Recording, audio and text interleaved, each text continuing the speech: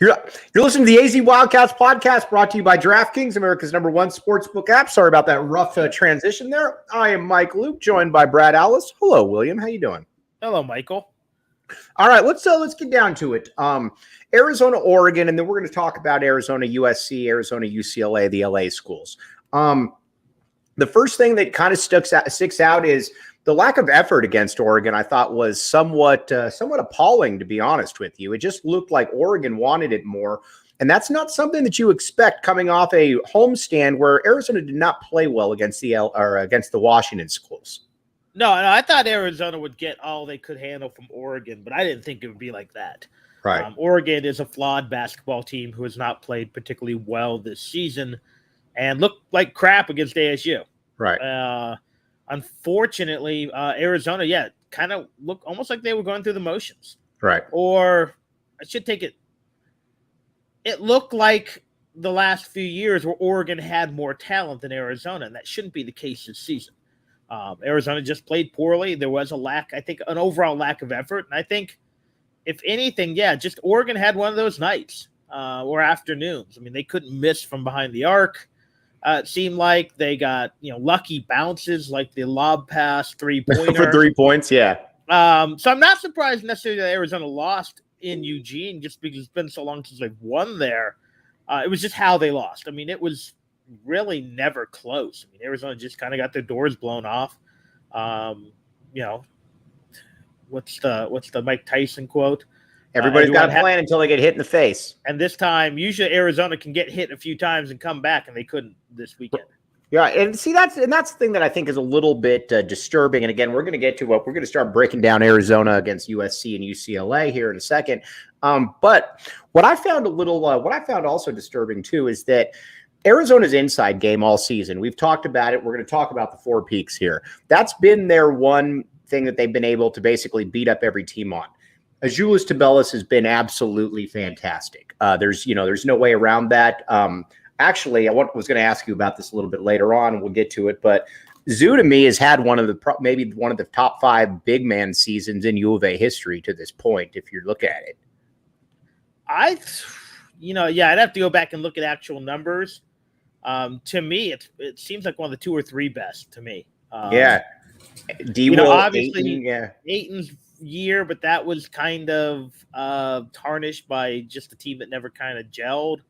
I'm guessing that if we looked at senior Channing Frye, junior Jordan Hill, we'd see some impressive numbers. Mm-hmm. But I can't think of many because, again, Arizona has produced plenty of quality big men, but few superstar big men.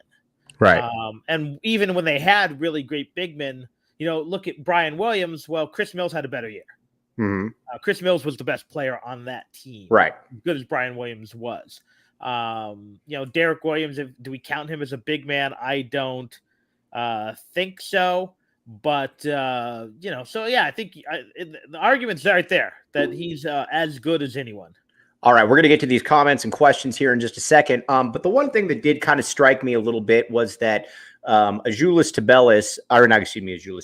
Umar Ballo, there's a difference. And again, he puts up good stats and he's a very good player. We're glad to have him here. But there was a difference looking at him and looking at N'Faly Dante. And that's going to be something that when they play teams like that, Umar's going to, it's going to be a little bit of a struggle, I think, from time to time with Umar because of, Dante just looked different than Umar did out there.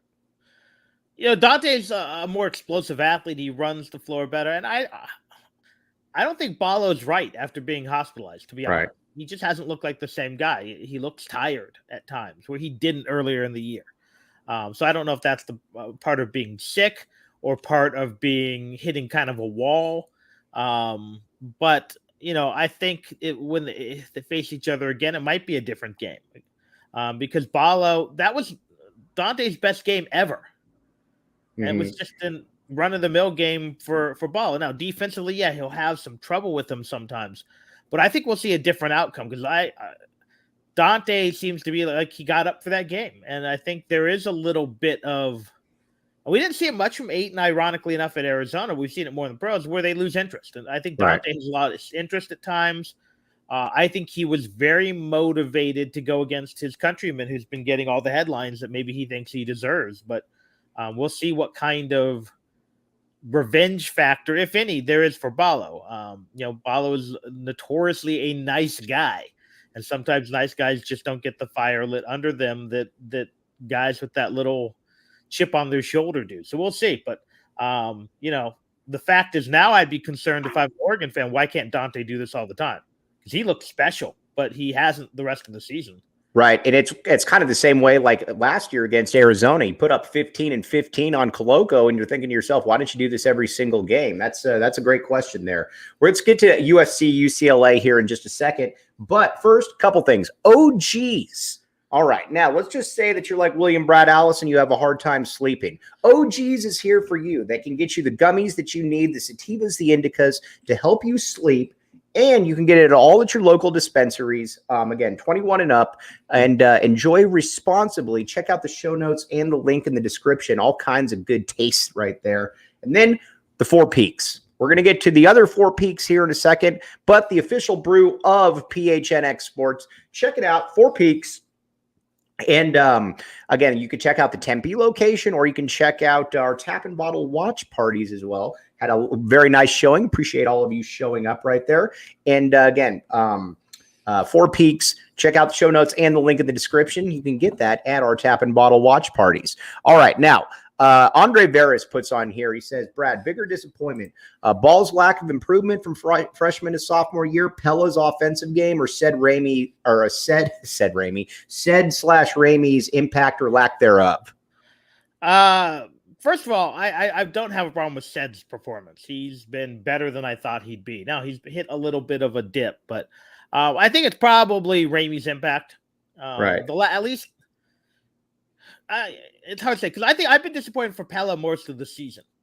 He just hasn't been what he was last year, and maybe that's because he doesn't let me ask you this a little. Let me challenge that just a little bit, Brad, because I agree with you. But when you look back at it, are we also overrating Pelle a little bit last year, because he averaged 7 points, 2 rebounds, 2 turnovers, and shot 44%? I mean, I fall into the same trap too, where it feels like we're talking about a guy that averaged 15 a game last year, when in fact he averaged 7.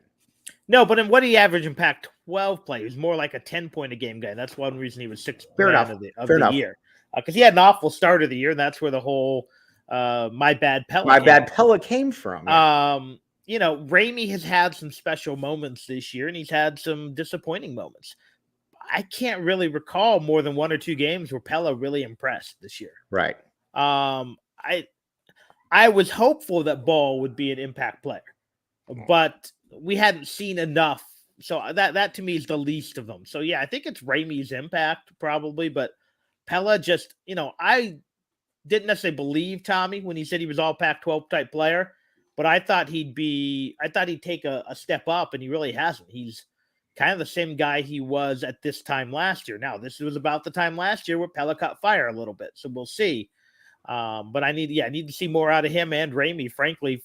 And if Arizona doesn't see more, at least consistency out of the two, they're going to have trouble living up to the expectations they set for themselves early in the season. I mean, those wins in the preseason were not an accident. They were not an aberration, but we have seen teams, and we've seen plenty of Lute Olson teams, plenty of Sean Miller teams peak in December. And maybe Arizona's this year guilty of that. See, that's kind of where I'm at as well, because Arizona clearly has flaws. It's not the best team in the country, and it's not probably a top 5 team, but you do have good wins. Tennessee was a very good win. Indiana's a very good win. San Diego State's going to turn out to be a good win. But I'll just put this out there, Brad. This is for a top 25 Arizona team, and I was thinking about this a great deal. I think this is the least talented perimeter for a top 25 Arizona team that I can remember. That's a good one. Yeah. There's certainly not a surefire NBA player, and you can't say that. Oh, I'd be pretty surprised if any of these guys were NBA. I mean, maybe Boswell in a couple of years. I don't know. But Kerr's not playing in the NBA. Ramey's not playing in the NBA. Pelle's not playing in the NBA. Yeah, well, you might be right there. I'd have to go back and think about some of the end of the Olsen era and some of the early But yeah, I mean, it's not for a top 25 team. I think it's, even people talk about compare this team to the Skyline and whatnot, but Muehlbach was better than anybody out there. Bushler's better than anybody out there. Othik's better than Kerr. So, I mean, they're better across the board right there. Yeah, that might be the best comparison. That 92-ish team. 89, 90, 90, where 91. your starting lineup was Muehlbach and Othik, and no disrespect to those guys, but that was also a different era of Arizona basketball. That was before Lute Olson was like, wait, fast athletic guards who push the tempo are where I like. When he got, because Damon obviously was backing up those guys as a freshman. So I think you can make that argument. I think and I think we knew that. I think where we thought this team would be successful, and they have at times this year. I mean, we're pretending that this team is they have completely fallen apart for 2 weeks, but they can easily right the ship. Is they get you in waves. You've got 6 guys. You've got Henderson, you've got Ball, you've got Boswell, who I think we all agree needs more playing time now, and is the most talented of the group. You throw him in with Ramey and Kerr, and again, people are killing Kerr. Right? Kerr's still a decent player. He's a solid player. He's good. You know what? The problem, though, the frustration with Kerr is that, and a lot of the times this isn't even the player's fault. We were sold that he was this really good shooter. He's not a really good shooter. He's a mediocre at best shooter. I mean, we're 3 years in. We've got enough percentages to say that he's just kind of a streak shooter is what he is. Right. But his percentages are starting, Arizona's better. Right, but his percentages are starting to really stink again. I mean, for a guy who is a little bit limited, and again, I think he is, like you said, I think he is better than people give him credit for, but mid-30s from the field, mid-30s from 3, that's subpar, to be honest with you. Well, part of the problem is he doesn't shoot much from the field. Now the dogs are fighting because they're not allowed out in the backyard. We are a dog-friendly show on this. I might have to get up and let him outside here in a second when you do your next read. But no, you're good. So I think, again, you have to look at the group as a whole. And, some people were complaining the other day because he had 4 turnovers, but he had 11 assists. I mean, I'll take an 11-to-4 ratio. I don't like the 4. So, again, you have to look at Arizona has a bunch of B- guys who, when they play really well, can be A- guys and beat anyone in the nation. And that's part of the frustration. But that's true across college basketball.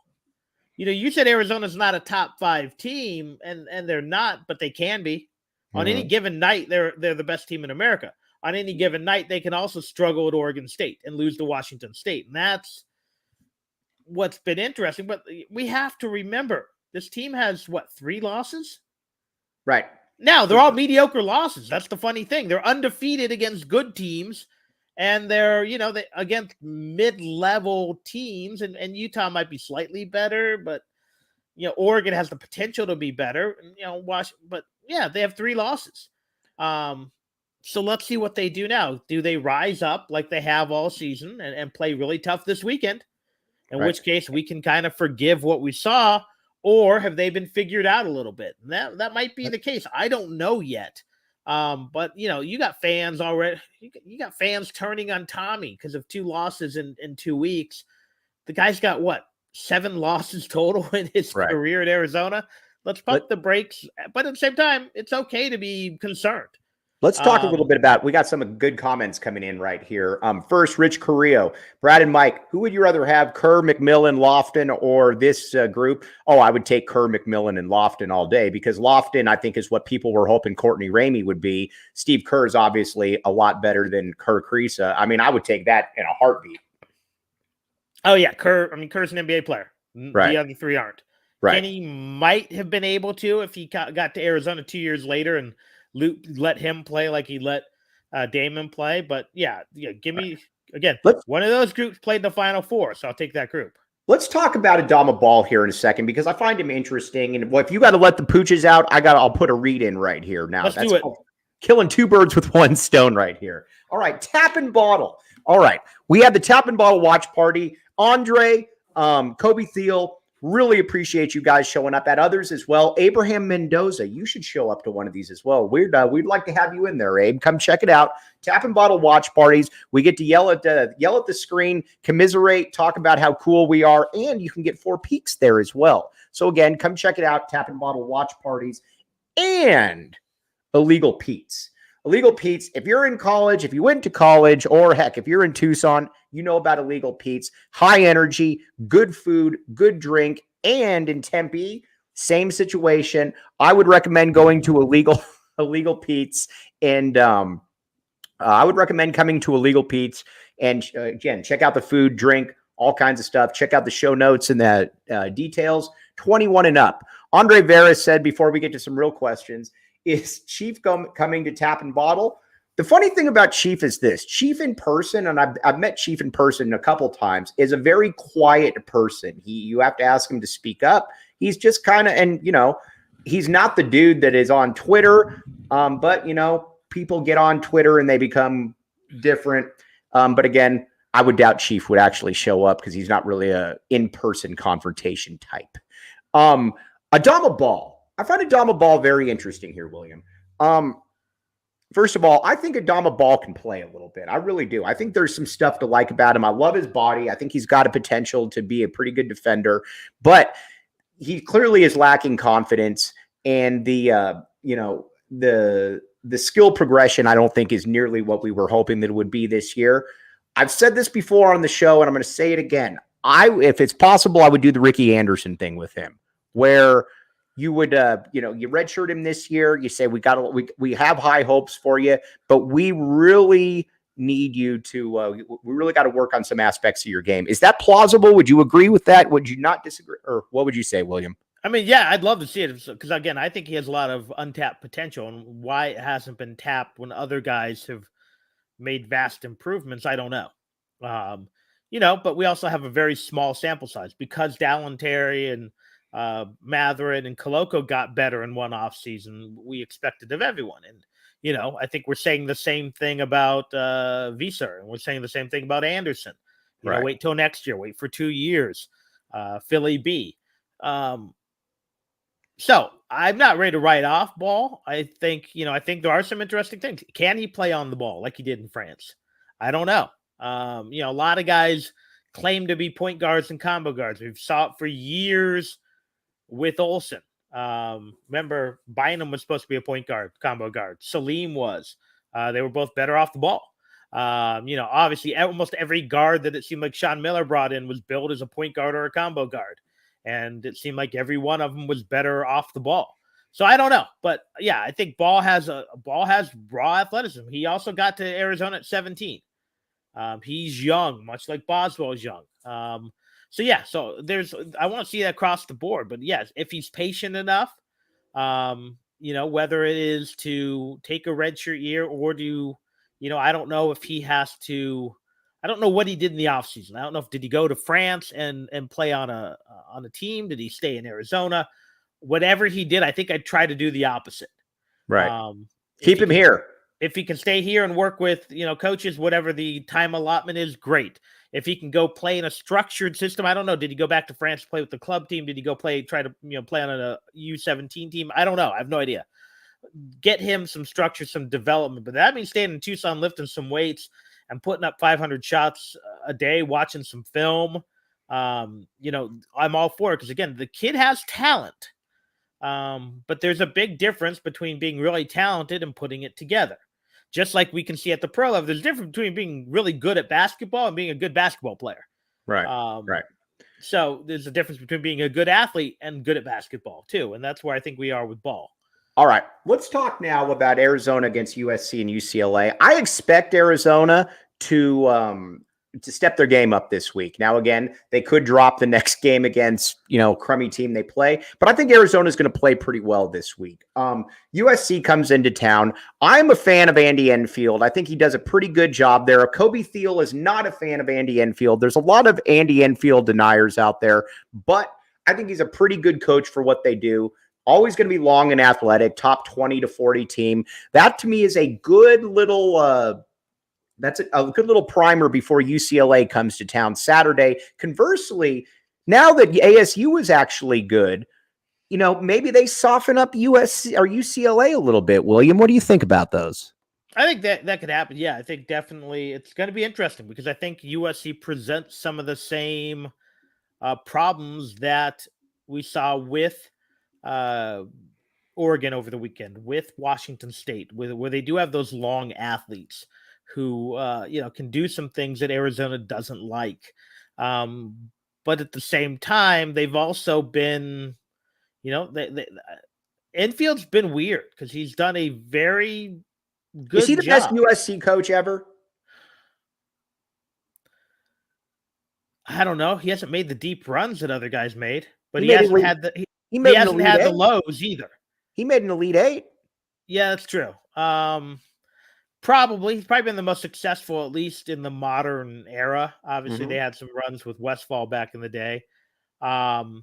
It just always feels like they, like other guys at USC, when they do have talent, just don't go as far as they should more often than not. They're not right. But yeah, he's been fairly consistently, he hasn't had, Bibby would go to a Sweet 16 and then win 12 games the next year. Right. Whereas, Floyd was a little more consistent, but didn't have the highs, never quite. So yeah, so almost you have to say it, but I also feel like he's underachieved a bit based upon the kids he's gotten in there. But so many of them have been one and done too. So it's just, I think it's a strange. Next year is going to be fascinating because they got the #1 point guard in the entire country coming in. They return almost everybody. So, assuming they come back, right? UCLA and he's had some guys go pro that shouldn't. Right. But I guess everyone has in the modern era. So right. UCLA now, they're playing really, really good ball. The one thing about that has surprised me a little bit about UCLA, and by the way, Rich Carrillo, good call on Paul Westfall at USC. I do want to clarify. Mike wasn't comparing Ball and Ricky Anderson, the player there. Ricky Anderson redshirted his third year at Arizona, which right. That's the only thing that that's the only comparison. Yeah, Ricky's a completely different player, different animal. But he's one of the few guys I can think of who took the later era red shirt that was not injury related. Although they tried to do it with Walton, and Walton ended up having to come out of the red shirt. If everyone remembers that. Right. Same thing with Walters. Tried it or the 5 times they tried to redshirt Fendi. Yeah. Right. Yeah. 5 times was not enough. UCLA though is a real problem. We got to be honest here. And they're an interesting combination. Yes, they're not very tall. I get all that. But Tiger Campbell and Jaime Jaquez, they're tough and they're winners. There's no way around that. Jalen Clark is an interesting guy because you could make the case that he's the most improved player in the conference and he's the defensive player of the year. He's averaging 15, 6, and 4. Those 3 are really kind of the spearheads. Then you got Bona down low. You've got other guys like Amari Bailey and Singleton and whatnot. UCLA is really good, and they could make a deep run. This is another opportunity, though, for Arizona to get a really nice win on their resume. This is another styles make fights. Right. And it's kind of the team that dictates is the team that will win the game. UCLA wants to play Cincinnati ball. They want to be physical. They want to rebound. They want to slow the game down. They want to score 70. Arizona wants to get out and run. Arizona has size. So can Arizona's bigs overcome the ruggedness of UCLA's front line? Can Arizona, when they force turnovers, get up tempo? Or can, UCLA slow it down? And I think also 3-point shooting is going to be huge in this one. It seems like when Arizona loses to UCLA the last 10 years, which is, I think, the whole time Tiger Campbell's been there, they shoot lights out. And when Arizona wins, they shoot slightly below their average. So I think, again, Arizona's going to have to be good on the perimeter. They're going to have to take care of the basketball. They're going to have to force turnovers and dominate the boards. And Arizona's bigs are not going to be able to shy away from smaller players trying to beat them up. And luckily, most of the season, Arizona's bigs have been effective that way. But so kind of, it sounds cliche, but whoever can dictate pace is probably going to win this basketball game. William, yay or nay on a sweep this week? I'm going to say yay. It feels like Arizona's due. You're backing the yay on that one. I'm backing the yay and the yay. All right, let's talk a little bit of we got some other stuff to talk about as well here, but a couple things. Octane Raceway Mavericks. Let's just say that you're like William Brad Alice and you have 2 kids that are running around and you're a kid at heart as well, like William is. And you're saying, you know what would be a fun thing to go up and do in Phoenix? Well, here's what you do. In Scottsdale, they might not be able to provide you water, which, if you're following up there, is an interesting story. William, have you been following a little that? bit. All right, they might not be able to get you water, but at the same point, they might be able to get you a really fun environment there. Go to the racetracks. They got racetracks. They got food. They got all kinds of games. You name it, they got it. It's in a great environment for a date, family, friends. You name it, they got it. Octane Raceway Mavericks in Scottsdale and Mountain Mike's Pizza. Let's just say you got a pooch on your lap right now, and he's got a very snazzy sweater like William Brad Alice's pooch does. And he's saying to himself, man, I'm really hungry. And Brad smells really good right now. Brad might smell like Mountain Mike's Pizza because Brad has had Mountain Mike's Pizza before. Again, go check it out. Oracle and Wetmore. Great food, great drink, great prices. And check out the show notes and the link in the description. What do you got going on there right now, Brad? I like the jacket he's got. Yeah, my mom gave that to my daughter because the dog shivers a lot. I don't think she necessarily likes it, but she doesn't hate it either. But for some reason is being very needy right now. Right. Okay. Probably because the other big dogs are outside being bad, and she's probably trying to tell on them. No problem with that. All right, let's talk a little bit of U of A football here as well. A big thing that Jed Fish talked about, and I'll go on record. I don't know this for a fact, but I would be very surprised if Arizona doesn't pull in 4-star linebacker Leviticus Sua later this week. Jed Fish talked about how, got to revamp the defense. And especially at the linebacker position, which was outside of Jacob Manu, a real weak link for the team. You now got a linebacker unit where you got Flo, you could conceivably have Sua and Manu as well. That's a nice little jump right there, Brad. Yeah, I think getting Sua is important because, again, you did lose Jerry Roberts, who was good, not great, but good. And there's, I think, Baby Ray Lewis. He could have probably gone somewhere better than UMass. And for those who missed it, he went to UMass, but his brother's playing there. But at the same time, if you are going to upgrade, you probably need to upgrade over Jerry Roberts, especially because linebackers may be very important because I'm not sure how deep Arizona now is up the middle on the defensive line. They also grabbed the kid from Washington, and in many ways, what we're seeing the strategy, and I don't know if it's the strategy or by necessity, is they're not getting very productive players, but they're getting very talented guys. And again, much like my basketball comment, you're getting guys who are very good athletes, have very good tools, but haven't necessarily always been very good football players. If the kid from Washington, even Flo, have so many more skills than Jacob Manu. Right. I'm not sure they're better than Jacob Manu. Jacob Manu is a football player. It's much like some of these NBA guys. Russell Westbrook has way more talent than a lot of guys. But who would you rather have running your basketball team right now? He or TJ McConnell. Right.